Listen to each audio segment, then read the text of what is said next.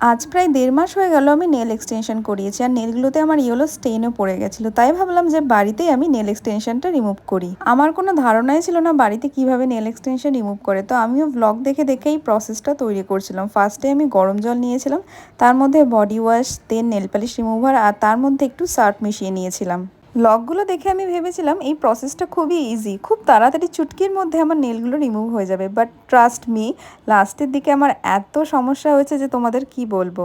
আমি প্রায় ১৫-২০ মিনিট মতো নেলগুলো গরম জলে চুবিয়ে রেখেছিলাম, বাট তারপরও এগুলো সেই যেরকম সেরকমই ছিল। না পেরে আমি মাকে বললাম হেল্প করার জন্য, আর ডিসাইড করলাম যে আগে নেল কাটার দিয়ে নেলগুলো ছোট করে কেটে নিই, তাহলে হয়তো প্রসেসটা সুবিধাজনক হবে। নেলগুলো ছোট করে কেটে নেওয়ার পর আমি ফাইনালি নেল এক্সটেনশনটা আস্তে আস্তে ধীরে ধীরে তুলতে পেরেছিলাম। আমার যে ধারণা ছিল ১০ মিনিট এই কাজটা হয়ে যাবে, বাট ট্রাস্ট মি, এটা একটা লেন্দি প্রসেস ছিল, অনেক সময় লেগে গেছে, আর আমার তো প্রায় ধৈর্যই হারিয়ে গেছিলো। তো লাস্টলি এই ছিল রেজাল্ট। জানি নখের অবস্থা খারাপ হয়ে গেছে, বাট অ্যাটলিস্ট আমি আমার কাজটাই সফল হয়েছি। বাই।